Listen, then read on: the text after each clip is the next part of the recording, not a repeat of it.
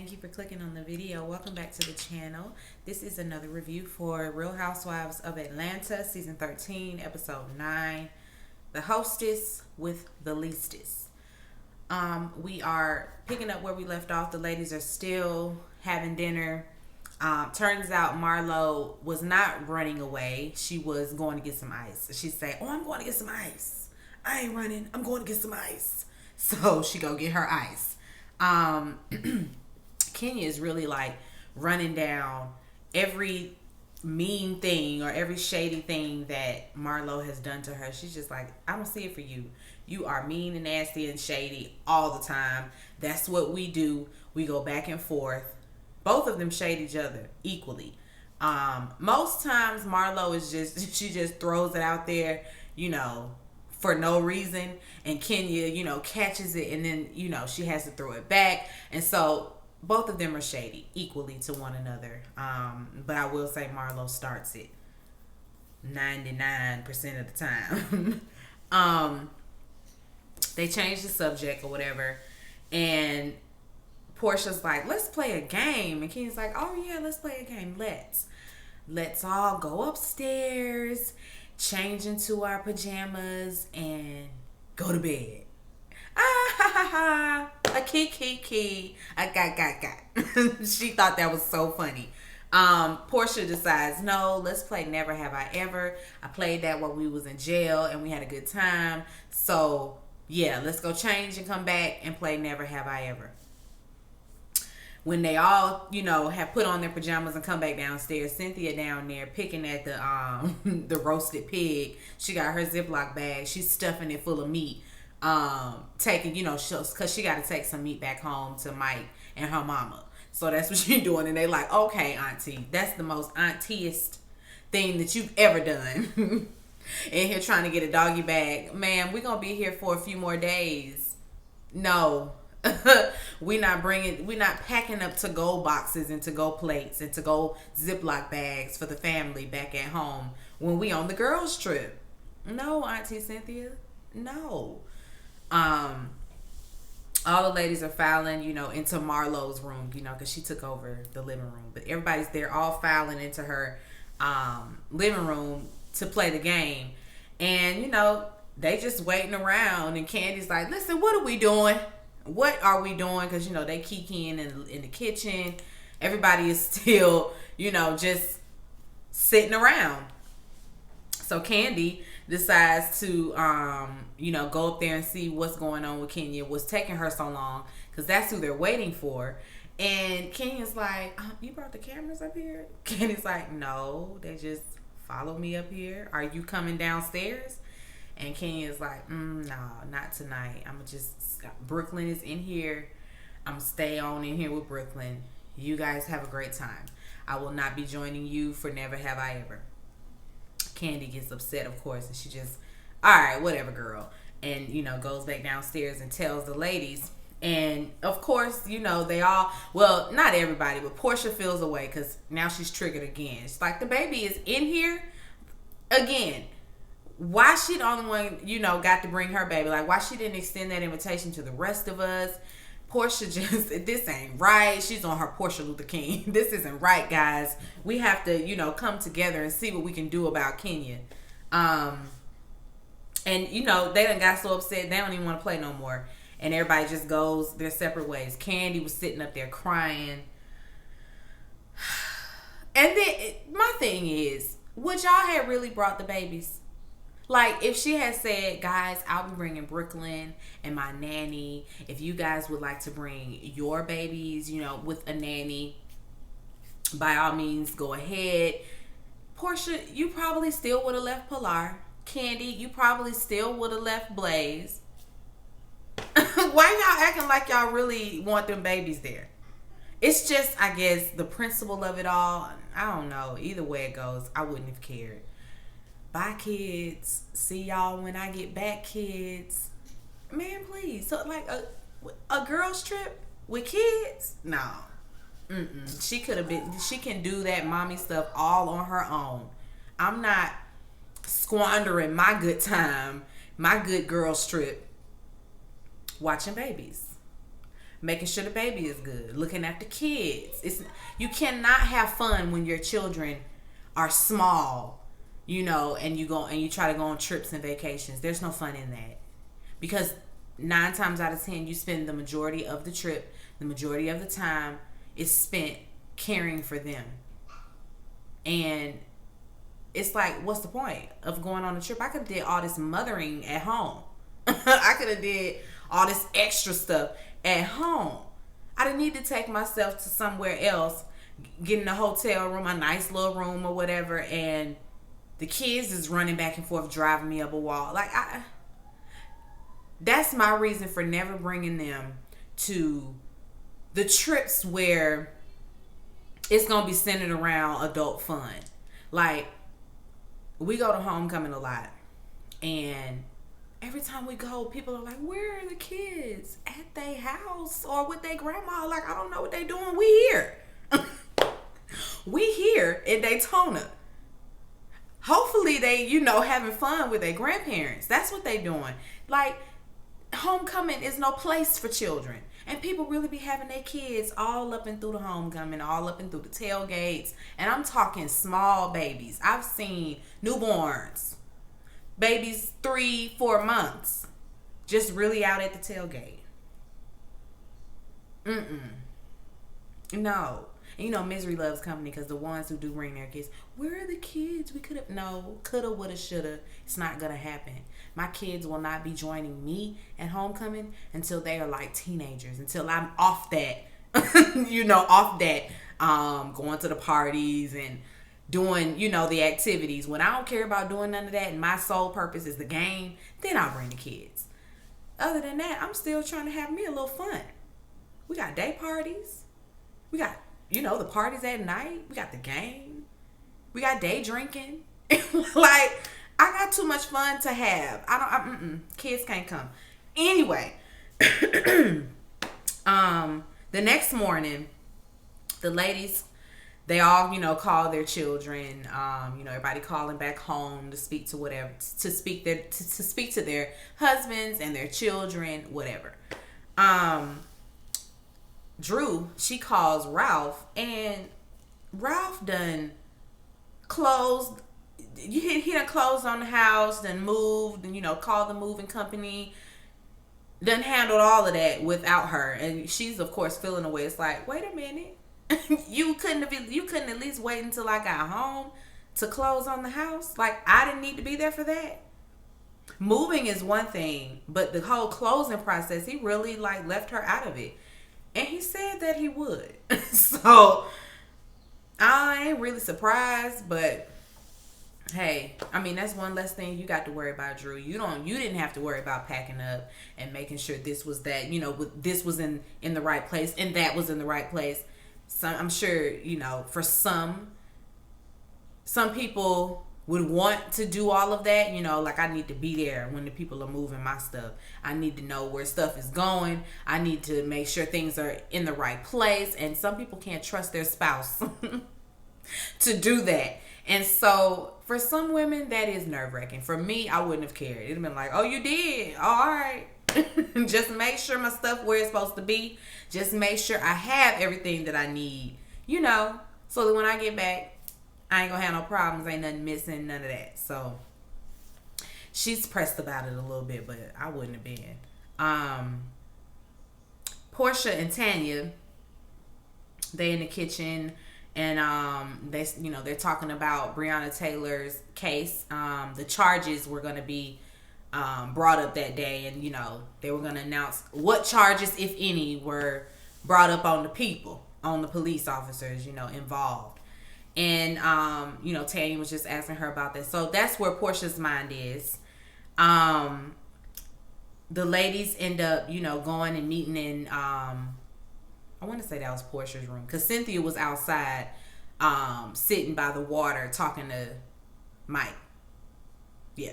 And, so Candy's like, everybody come here. So I got y'all some costumes. Marlo, it ain't no Chanel, it ain't no Gucci. Like, these is Party City.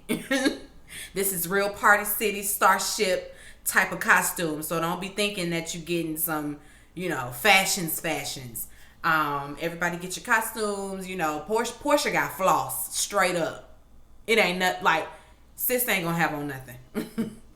I guess she gonna have on a pasty and something covering her pocketbook, but other than that, Portia gonna be assed out. She gonna be out, okay? And I'm here for it.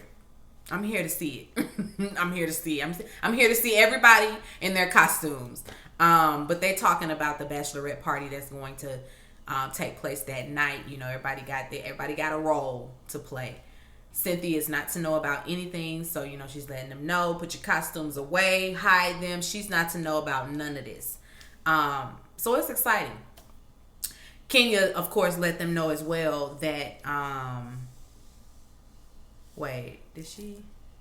Yeah, Kenya, let them know that they're gonna take over for that day. Candy and LaToya.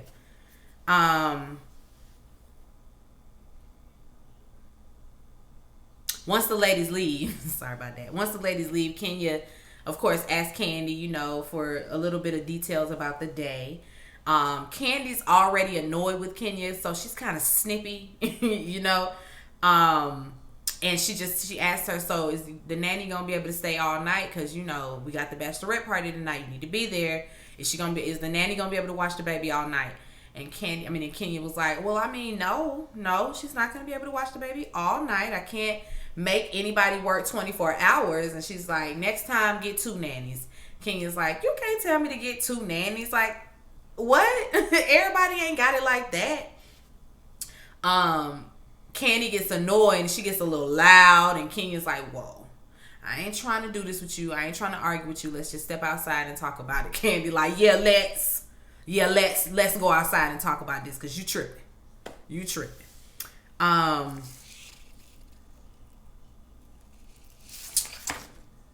When they do go outside, Candy just tells her, look, this is the issue. You got that food. First, you got the private jet and didn't tell nobody. Like, I can stomach that and get over it. But where I draw the line is ordering food and not ordering food for everybody. Me mostly, because, Candy like to eat. And, Kenya tries to make excuses about it. Her thing is she doesn't have the help. It's hard to sympathize with her. It really is. It's like, Kenya, you make a lot of money. And so by now you haven't found a nanny that you can, trust. That child like 3. And she's been having the nannies. Like, we've been knowing her to have nannies. So what's wrong? What's going on with these nannies? I think it's Mark. I think Mark is all the way in New York running. He's the reason why the nanny turnover rate in their house is so high, because I think that he has issues with everything and complains everything and wants to put a stop to everything, including who's the nanny and who ain't the nanny. And so that's the only thing I can think of, because at this point she should have found a nanny by now. One that could be more permanent, that she could trust, that she could leave with, Brooklyn overnight. It's unfortunate, that she's in this situation, because not having a village, I know that that's tough. I was blessed to, have both my parents down the street. Later on, my mother-in-law, she moved to Atlanta, so she's here. We have the help. But when my husband was traveling, I felt that too. I felt that doing it all by yourself too. Still had my mother and father there though, so I can't say that I completely, understand, because I still have help. She gonna have to find her a more permanent nanny. She gonna have to find her a nanny that she can trust, that she can lock down. This the nanny. Like, we're not gonna keep running through them, getting this one, getting that one from care.com. I need for sis to get her a nanny that's gonna stick, because she has to film this show, and contractually, like, she obligated. And Candy broke the fourth wall and was just like, listen, if I got to be here filming with these batches, so do you. I got to be here all night. when I travel with Blaze with y'all, I have to make sure that childcare is there, with her 24/7. So why can't you do the same? Kenya acts like all those moving pieces is just too much for her. She's overwhelmed. It's a lot. Whatever, girl. But she out there crying too. Kenya ends up, going back into the house, and she apologizes to the group for not, getting lunch, and for excusing herself the previous night and not saying anything. She tells them that Latoya is going to be hosting for the day. Latoya is going to lead a workout. And then they're having dinner. They already done took shots. So they're going to go do their workout. After taking shots, some of them pouring up a cup to take with them outside to work out. They look like they was having fun out there. Shamia out there reliving her majorette days. So she out there throwing stands. Jay setting, doing twirls, and Kenya's out there twirling. Everybody out there just playing around, having, drunk fun. They supposed to be working out. Cynthia is stiff, real stiff. But she doing her little workout. She got her little high kick going. Portia and Drew sit this one out. Portia's distracted. She's thinking about Breonna Taylor. Drew, on the other hand, has her foot boot on, so she's not working out. But they're sitting there talking, and Drew expresses to her, I just don't understand, like, last night we was arguing, we was mad at each other, cussing each other out. We was doing all that last night, and here we are today, and look at Kenya twirling. Like, out here doing PK turns. Like, what are we giving? Because I can't with the fakeness. And Portia's just like, girl, you better get used to it, because that's how we roll. That's how we roll. 1 minute we are mad at each other's throats, hollering at each other, bickering, cussing each other out, throwing shade, all that. And then the next minute we laughing with one another. It's a whole key, we having fun. But I mean, that should be everybody's friendship. Maybe not. That shouldn't be the dynamic of people's friendships. But I mean, if it is, it's nothing to be alarmed about. Like, that just means they don't hold no grudges. Like they used to. It used to be that type of situation where we would go on these trips and still be rehashing the beefs and all that mess that they would be dealing with throughout the season. But they're not on that. And so just roll with it. Like, you wanted to wake up again the next day and still be talking about the same thing. I get that she's confused, because it's confusing. It's like, whoa, are y'all really friends? Or like, what y'all giving? But then again, sis, just sit back and eat your food. Just sit back and eat your food and wait, wait and watch and see what goes on, because you're new here. And so you can't just jump in and try to change up the formula. No, we're not doing that. Anyway,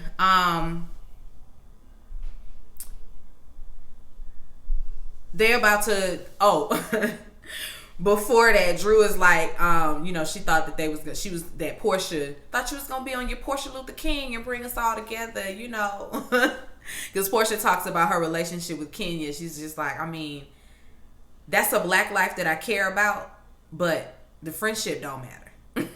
Don't even worry about that. The friendship don't matter. I'm not even, because she's like, well, you saying all of this to me, but you really need to be talking to somebody that's her friend, because I ain't it.